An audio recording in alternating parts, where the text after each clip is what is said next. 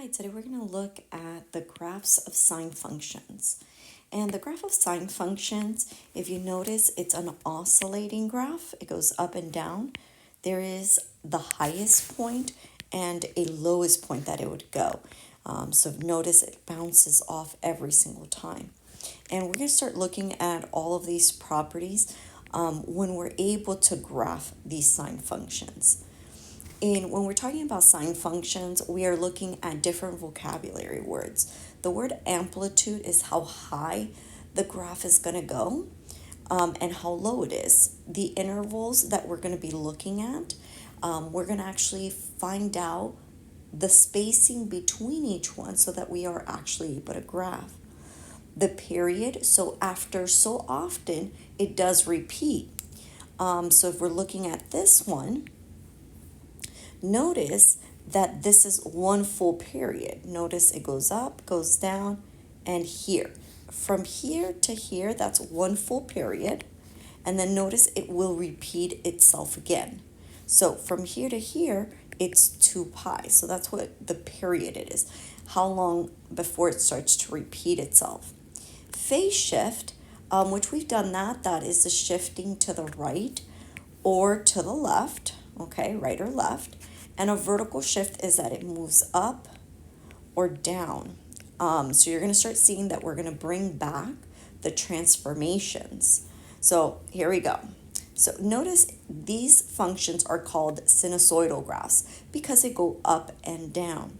Now notice this looks very familiar, at least it should, because notice that this A is like, it's going to do the exact same thing as it did before with when we did the transformations. The A value, if it's negative, it's going to reflect over the x-axis. If the A value is bigger than 1, that's going to be a vertical stretch.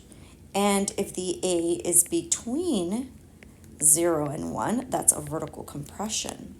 Now this part in here, that is actually going to be called now, instead of saying we're going to shift right or left, we're going to call this phase shift. And the phase shift, the way we're going to find it, which is moving right or left, the phase shift is always going to be the opposite sign. So here it would be a negative, and then your C over your B. So it's this number divided by the number of the coefficient of x. And notice it's going to be the opposite.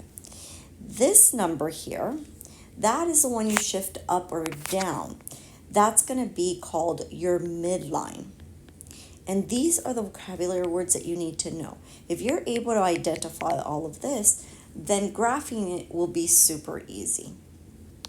So let's first start out with the amplitude. Okay, the amplitude is the coefficient up here, and it's the absolute value of it. And we're going to look that sine and cosine are very similar graphs. There's just one big difference, which we'll look at it next class. So here, the amplitude of A will be the absolute value of A. So looking at this one, this amplitude comes from the midline, because notice it's like the halfway point. So here, from 2 to 3, that's 1 unit. So the amplitude is from how high it goes to how low. That's the amplitude. And the amplitude here would be 1. And notice that the other side is also 1 here. So that's what the amplitude is. So let's try some. So notice here, let's just find what the amplitude is. So remember, it is the coefficient of the entire function, which is this one. So our amplitude is going to be 3. Now notice it's positive. So the graph, because this is a sine function, it's always going to start at the midline. And the midline here would equal to 0 because there's nothing being added or subtracted. There's no D value. And notice here that the height from the midline, this would be the midline, the height is 3. And then the height here will also be 3. So that's how high it goes and how low. So let's think about range. The range on this case would be from -3 to 3, because it goes as low as -3 and as high as 3. So with the period, because we're talking about period talks about when will this sine graph repeat. And a sine graph goes up and down as long as there's no reflection, right? So we start up and then it's going to repeat again. So the period is always found by taking 2 pi and dividing it by b. B is the coefficient of your x value. So let's practice. Let's do this one. It says y is equal to sine of x over 2. Let's identify the amplitude here again. So the amplitude is the a value, the number that's in front. Well, here it will be 1. The period is going to be 2 pi over my b. And remember, the b is found by the coefficient of my x. So my b here would be 1/2. So the way we find it is 2 pi divided by 1/2. So remember, to solve that, we keep, we change, and we flip. So it would be 4 pi. That would be the period for this graph. Now, to graph, this is the information that you must show. You got to tell me what the amplitude is, which is the number in front, the absolute value, the period, which is 2 pi over b, the phase shift, which is -c over b, the length of the subintervals. So how are we going to graph it? How do we know the spacing? So the spacing is very easy to find. You're just going to do the period, whatever you got the period to be, and we divide it by 4. And another thing we're going to actually put here is our midline. And our midline is going to be our d value. So those are the things that you need to show me when graphing. So I'm going to show you the easiest method to graph. And then there are, of course, other methods. But if you know that this is a sinusoidal graph, meaning that it's going to go up and down, you're going to see that there's a repeating pattern here. So if you're able to get the subintervals correct, then you just have to do the flow of that curve. So first, let's identify the information here. So again, what I'm going to go ahead and do is put the regular equation up here. So y is equal to a sine of bx plus c plus d.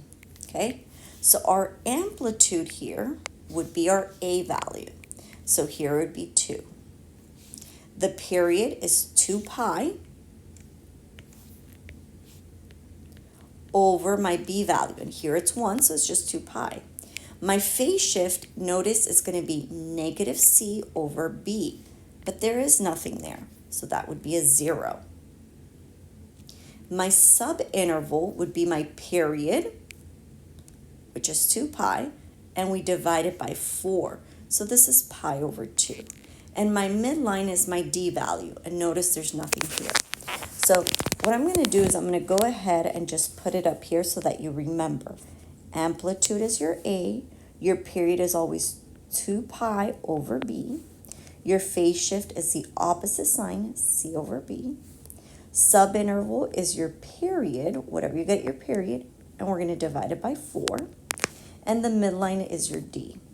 That's what all you need in order to graph. So let's try the next one here. The amplitude is 1. Even though it's a negative, the amplitude is 1. All that negative means is that it's being reflected over the x. The period is 2 pi over 2, which is just pi. My phase shift would be 0. My subinterval would be pi, because that was my period, divided by 4. And my midline is 0. Let's look at the next one. The amplitude is 3. My period would be 2 pi over my b, which is 2, which is pi. We're going to do the opposite sign, so it's positive. C over b. So it's this value divided by this value, and you're doing the opposite. The subinterval is my period divided by 4, and the midline is 0. So you just got to make sure that you remember the position of all these numbers. Let's look at the next one. The next one's a half. The period is going to be 2 pi over 4, which is pi over 2. Then it's going to be the opposite sign, 3 pi, which is my c, over 4. My subinterval is my period, just pi over 2, divided by 4, which is pi over 8. My midline here is 0, because there's nothing being added or subtracted for the d value. The next one, my amplitude is 2. My period would be 2 pi over 4, which is pi over 2. My phase shift is the opposite sign, 3 pi over 4, which is c over b. My subinterval is my period divided by 4. So I'm going to change flip, so that's pi over 8. My midline here is 1 because that's the d value right here. Let's look at the next one. The amplitude is 3. My period would be 2 pi divided by a half. That's my b value. So I'm going to change flip, which is 4 pi. My phase shift is my opposite sign, c over my b, which would be 2 pi, because I'm going to change flip. My subinterval would be my period divided by 4, which is pi, and my midline is 2. So this is really all you need to do to make sure in order to graph, if you have all of that. Now, my suggestion is that your phase shift and your subinterval always have the same denominator unless it's a 0. So let's just go back and make sure that we know how to write them with equivalent denominators.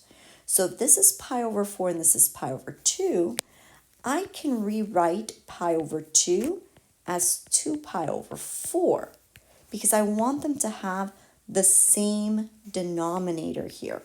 And that's going to be very useful. It's going to be a lot easier if you have that. Notice here, this is negative 3 pi over 4, and this is pi over 8. You want them to have the same denominator. So what do you think the denominator will be for this one? Okay, so let's see. Let's see if you got that right. This would be a negative 6 pi over 8. Notice the next one, negative 6 pi over 8. Because all we need to do to get an 8 is multiply numerator and denominator by 2. Notice here, 2 pi and pi, they have the same denominator. So you always want to have your phase shift and your subinterval to have the same denominator because you're going to start out when you graph. The first thing you're going to go ahead and graph is going to be your phase shift. Then you're going to go ahead from your phase shift, you're going to add your subinterval, and you're going to get 5 marks, 5 intervals, okay? And then you're going to go ahead and graph the midline, and then you're going to graph your amplitude, and then you're just going to follow the curve. So here we go. We're going to actually graph. So let's identify all the information here. So my amplitude is 2. My period would be 2 pi over 1, which is just 2 pi. My subinterval would be 2 pi over 4, which is pi over 2. Phase shift is opposite sign, c over b, and there's nothing. My midline is 0. Now let's think. If the midline is 0, that's the halfway point. I have to go up 2 and down 2. So that means that the range would be from negative 2 to 2. That's how high it goes and how low it goes. So here we're going to graph. My suggestion, graph your midline first. Okay? So here's my midline. And I'm going to graph it with a dashed line. Then I'm going to go from the midline, I'm going to go 2 units up. Because this is how high it's going to go. And 2 units down. That's how low it's going to go. Those are really the only numbers I want to put on the y-axis. Now on the x-axis, you're going to always start with your phase shift. And remember what I said, your phase shift and your subinterval, you want them to have the same denominator unless your phase shift is 0. So you're going to start at 0. So here's the x value to be 0. Then from 0, you're going to add your subinterval. So 0 plus pi over 2 would be pi over 2. That's my second mark. If I add another pi over 2, that would give me 2 pi over 2. If I add another one, 3 pi over 2. If I add another one, 4 pi over 2. Now notice, you need a total of 5 marks to show one full interval, one full period. So notice we have 1, 2, 3, 4, 5. Now, sine graphs always start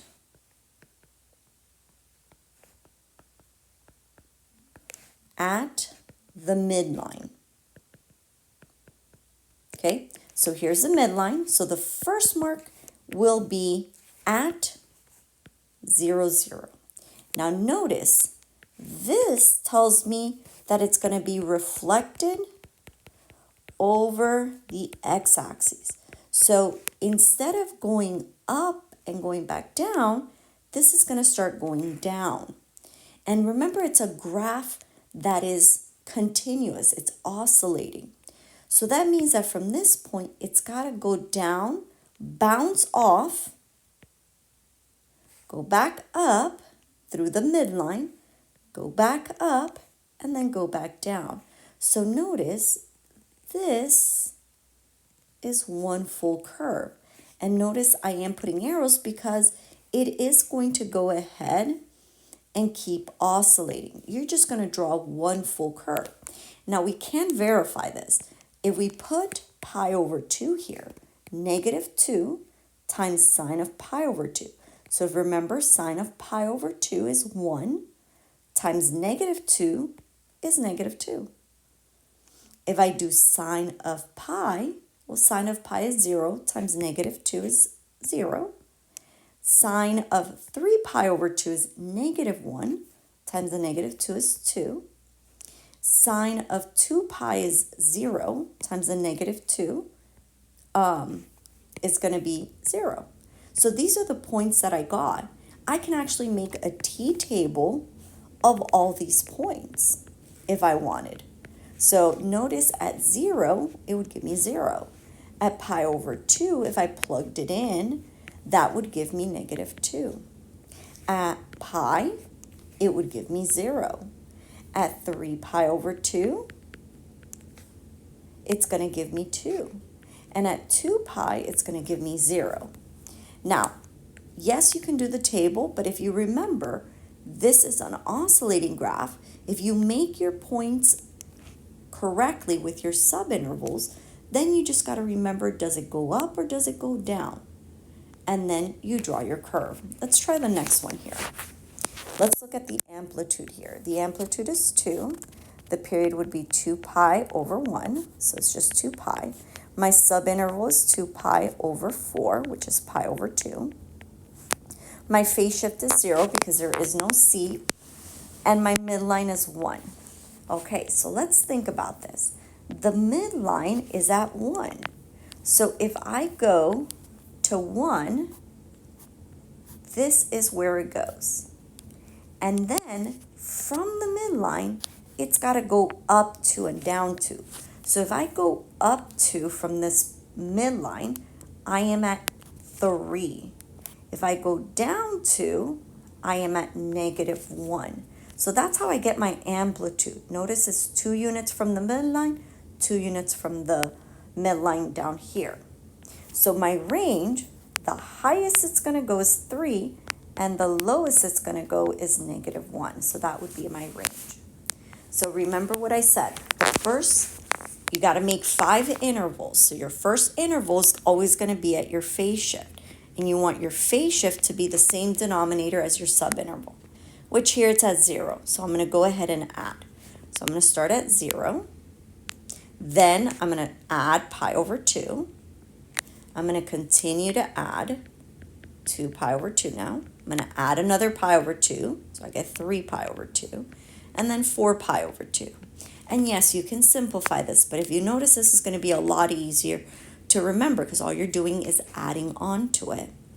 Now remember what I said, your first tick mark, which is 0 in this case, it's always going to start at the midline. So my midline's here.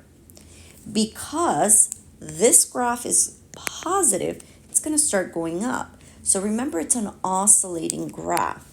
So it's got to go up to the next tick mark, back down through the middle on the next tick mark, back down to the lowest point, and then back up. So it is oscillating, okay? And we can verify this. So we can make our table here, and we can verify. If I plug in 0 here, I get sine of 0, which is 0 times 2 is 0, plus 1 is 1. That's the point. So I could verify these. If I do pi over 2, sine of pi over 2, remember that would be 1, times 2 is 2 plus 1 is 3. There it is.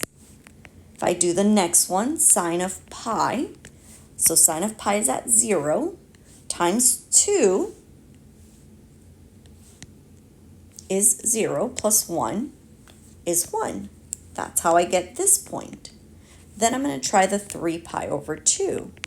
So sine of 3 pi over 2 is negative 1, times 2 is negative 2, plus 1 is negative 1. And notice I got negative 1 here.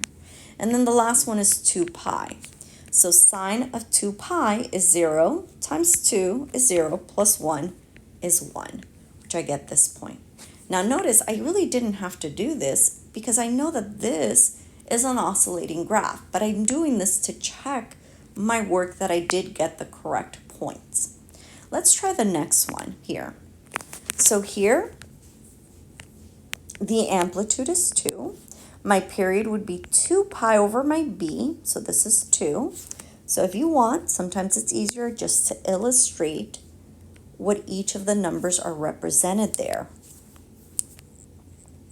So here would be pi, because I'm going to simplify. My subinterval is my period divided by 4. My phase shift is the opposite sign, my c over my b. My midline is negative 1. So again, let's visualize this. If the midline is at negative 1, which is right here, from the midline, it has to go up 2. So 1, 2. So that means the highest it could go is at 1. And the lowest that it can go is at negative 3.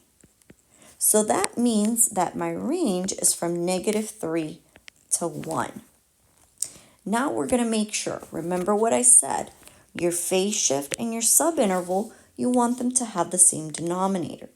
So pi over 4 and pi over 2, the one I can change is a pi over 2 to become pi 2 pi over 4. That way they have the same denominator here. And it's going to be a lot easier for me to graph. So I'm going to start at 2 pi over 4.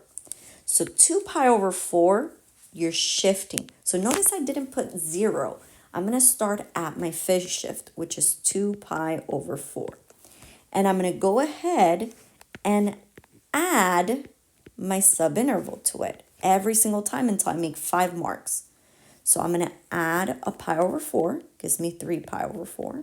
I'm going to add 4 pi over 4, 5 pi over 4, and 6 pi over 4. That gives me a full interval because I have 5 tick marks. Now remember, this is an oscillating graph, so it goes up and down, right? So first thing you want to see is that there's no reflection. So your first point that you're going to draw is on the midline on your first tick mark, which is your phase shift. So at 2 pi over 4 is on your midline. The next tick mark, because it is oscillating and it's not reflected, it's got to go up. So I'm going to go up. Then the next one is going to go back down because it's oscillating. Then the next one's going to go to the lowest point, and then it's going to go back up to the midline. And there's my graph. right here. And notice that is one full interval, and then it's going to start repeating again. So that's one full period. If I wanted another one, I would make another 4 marks, and then I would continue that pattern. Okay, and again, you can always check it by making your t-table and using these values here, plugging them in to the equation and solving for y. So that way you can verify. Let's look at the last one here. The amplitude is 1. The period would be 2 pi over 1, which is just 2 pi. My subinterval is 2 pi over 4, which would be pi over 2. My phase shift is the opposite sign, c over my b, which is just 1. My midline is -3. Now, my range, let's think about it. If my midline now is at -3, and I have to do the amplitude as 1, so I got to go 1 unit from the midline, 1 unit down from the midline. So notice here that the highest that it could go is going to be at -2. The lowest that it can go is going to be at -4. So that means that my range would be from -4 to -2, because that's how high it's going to be able to go and how low. Remember that the graph bounces off of those. Okay, so we're going to go ahead and check our phase shift and our subinterval. They have to have the same denominator. So instead of writing -pi, I'm going to write -2 pi over 2. That way, they have the same denominator.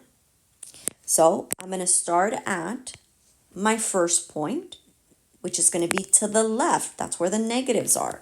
So -2 pi over 2. And then I'm going to go ahead and add my subinterval to that. If I add another pi over 2, I'm going to get a -pi over 2. If I add a pi over 2, I'm going to get a 0. If I add another one, I'm going to get pi over 2. I add another one, I'm going to get 2 pi over 2.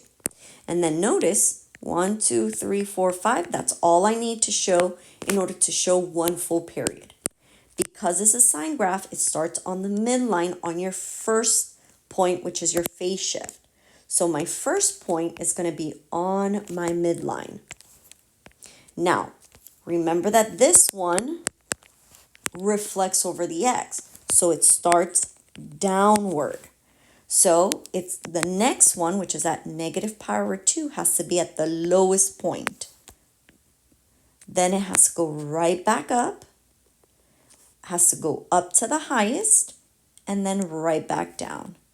And there is my curve. And that's your graph. Good job.